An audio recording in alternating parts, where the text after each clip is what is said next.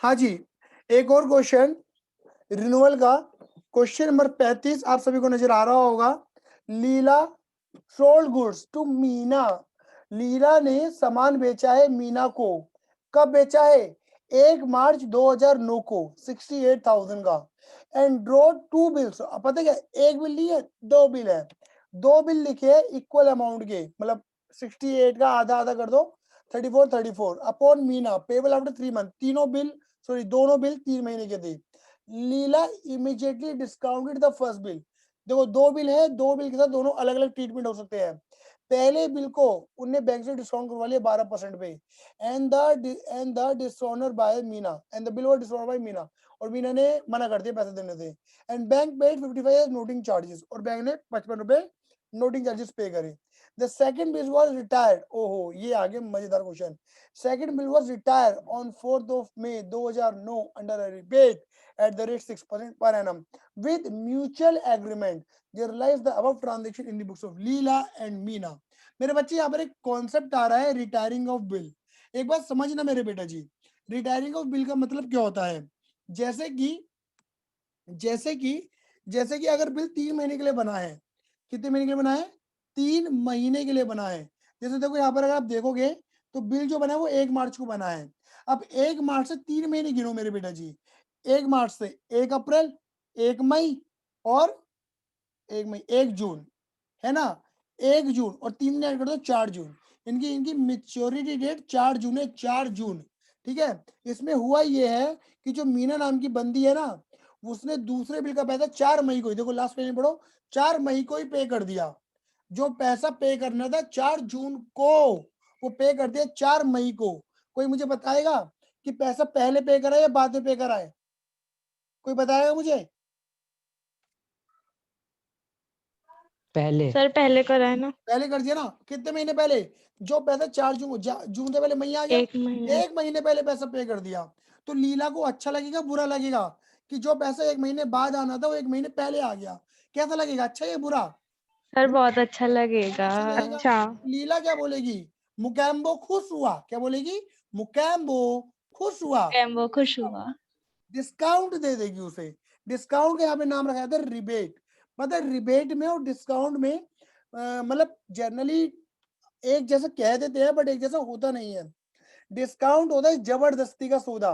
जब सामने वाला बंदा बदतमीज होता है ना और पैसा नहीं देता, तब कहते हैं चल दे, थोड़ा कम दे लेकिन दे, कहानी को खत्म कर, ठीक है ना? तो जबरदस्ती डिस्काउंट का सौदा हो जाता है, कैश डिस्काउंट जिसे हम कहते हैं।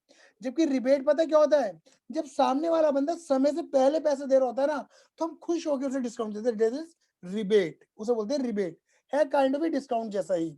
The second bill was retire on 4th में, that is called retirement of bill. तो यहाँ पर एक कॉन्सेप्ट और सीख लिया हमने। रिन्यूअल तो सीख लिया था, रिटायरमेंट जो लास्ट था। बाकी एक कॉन्सेप्ट और आता है इंसॉल्वेंसी, वो तुम्हारे कोर्स में नहीं है। कि जब सामने वाला बंदा मना ही कर देता, मैं दे ही नहीं रहा, कल ले क्या करेगा, मैं दूंगा ही नहीं, मेरा दिवाले निकल गया, मैं लूट गया, पिट गया, बर्बाद हो गया, मैं दूंगा ही नहीं, दैट इज कॉल्ड इंसॉल्वेंसी। वो पहले हुआ करते थे तुम्हारे कोर्स में, अब नहीं है। कभी भविष्य में तुम एंट्रेंस एग्जाम की तैयारी करोगे, हालांकि मैं अगर आप देखोगे तो मैंने ऑलरेडी बिल्स ऑफ एक्सचेंज के वीडियोस अपलोड करे हुए हैं फॉर एंट्रेंस एग्जाम्स के लिए, सीएससीएस सीएमए के लिए। तो वहां पर मैंने इंसॉल्वेंसी को समझा रखा है। आराम, बहुत आसान है, कुछ भी नहीं है उसके अंदर, ठीक है ना? चलिए, तो कहानी की शुरुआत करते हैं क्वेश्चन नंबर 35 के साथ। चलिए,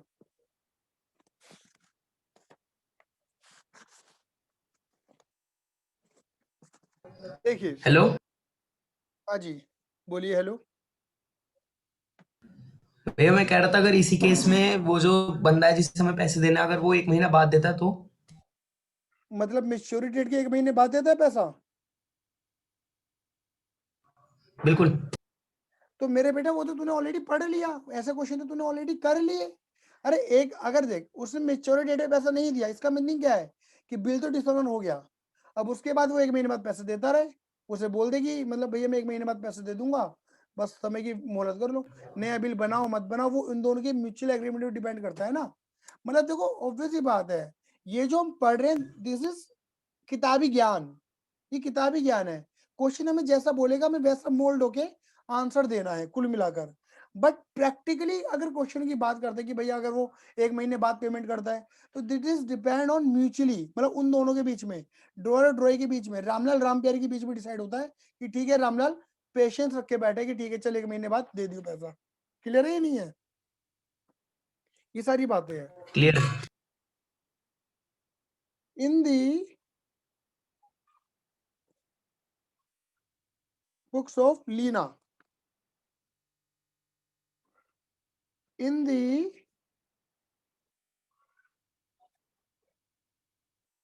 बुक्स ऑफ मीना। ठीक है, अब पहले कहानी शुरू होती है 1 मार्च 2009 से। लीना ने सामान बेचा है मीना को 68 का, तो भैया इसकी सेल मीनास अकाउंट डेबिट, मैं एम लिख रहा हूं, to sales account, being goods sold to Meena 68। इसकी परचेज क्या एंट्री बनेगी? Purchases account debit to Leena's account. Clear है? 68 सेल परचेज की एंट्री बन गई। ठीक है ना, being goods purchase from Leena. Clear है? अच्छा, अब इसने बिल लिखा, बिल लेके गई, साइन कराए, बिल आए, एक नहीं लिखे 2 बिल लिखे। अब यहाँ पे क्या होगा ड्रामा, यहाँ तुम लिखोगे ऐसे करके BR1 account debit, BR2 account debit. 2 bill है, दोनों अलग अलग है और दोनों 3 महीने के बिल है, दोनों ही 3 महीने के हैं, मतलब दोनों की मेच्योरिटी डेट अलग मतलब सेम होगी। भैया ऐसा भी हो सकता है कि एक बिल 2 महीने का, एक बिल 3 महीने का, अलग अलग टेन्योर के लिए लिखा जाए। बिल्कुल हो सकता है मेरे बेटा, बिल्कुल हो सकता है अलग अलग। ठीक है ना, आधा ये 34 इसका BR तो इसका BP। लीनास अकाउंट डेबिट टू, ये बोलेगा BP1 BP2 अकाउंट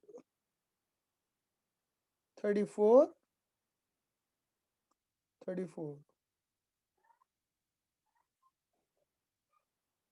क्लियर है?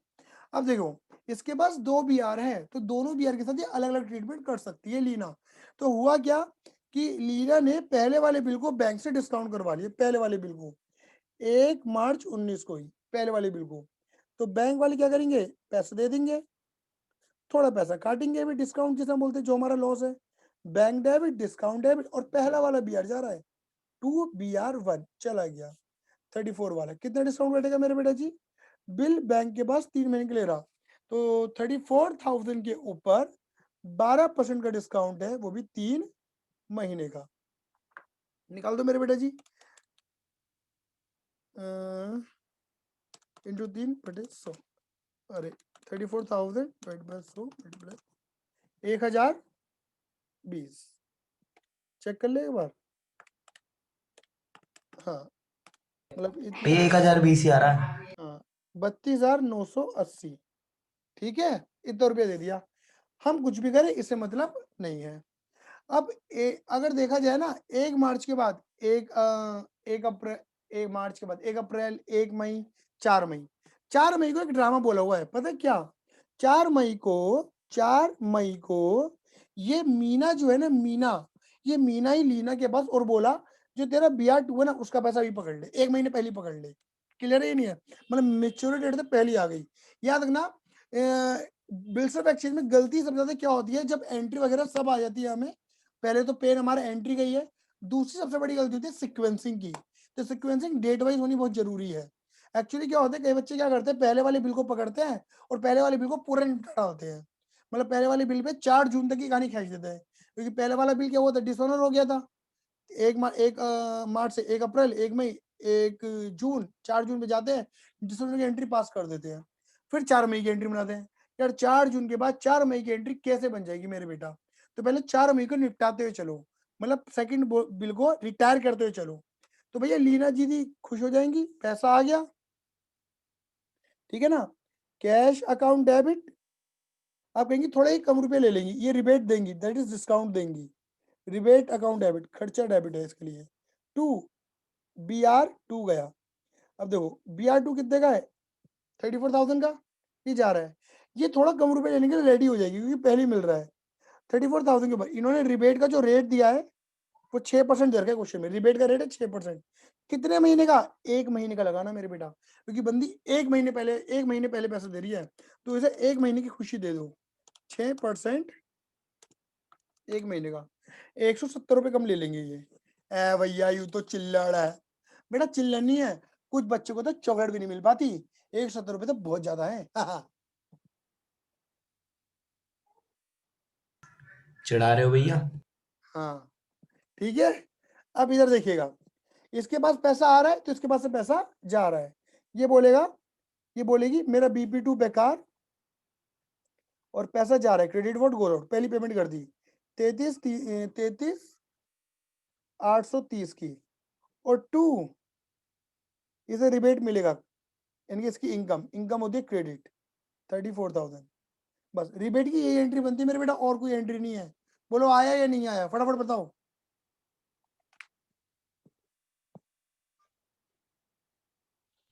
Yes sir. चलो अब पहला आ वाला गया भैया। बिल किसके पास था? बैंक के पास था। 1 मार्च को बिल बना था, तो 1 मार्च से 1 अप्रैल, 1 मई, 1 जून, 3 दिन, 4 जून। 4 जून को क्या हुआ? वो बिल था बैंक के पास। बैंक गया किसके पास? मीना के पास पैसा मांगने। मीना ने पैसा नहीं दिए, नाच नाच के दिखाते नहीं दे रही पैसा, कर ले क्या करेगा। तो बैंक को गुस्सा आया, बैंक ने 55 रुपए के नोटिंग चार्जेस पे करे लिखा हुआ है, और सारा पैसा मांगेगी वो लीना से, और लीना मांगेगी मीना से कि मीना बदतमीज औरत, तूने पैसा नहीं दिए, बैंक वाले आए थे और बैंक वालों ने मेरे खाते से पैसा काट दिया, क्रेडिट व्हाट गोज आउट। कितने रुपए? 34,000 रुपए तो काटे ही काटे जो तूने नहीं दिए, प्लस 55 और काटे। बैंक वालों ने शिकायत दर्ज करा दी है, बदतमीज, ये सारा पैसा तू देगी मुझे। मीना क्या बोलेगी? मेरा BP1 बेकार, मेरे पे नोटिंग चार्जेस सवार, और पैसा भरूंगी लीना को। यहाँ पे इन्होंने रिन्यूअल की कोई बात, यहाँ पर इन्होंने रिन्यूअल की कोई बात करी नहीं है कि बिल रिन्यू हुआ या नहीं हुआ, तो कुछ करने की जरूरत भी नहीं है रिन्यूअल को लेके। बात क्लियर हुई? बोलो हाँ या ना, ये क्वेश्चन कंप्लीट हो गया मेरे बेटे जी। बोलो आया या नहीं आया क्लियर है? सभी को? चलिए अगला क्वेश्चन अगली वीडियो।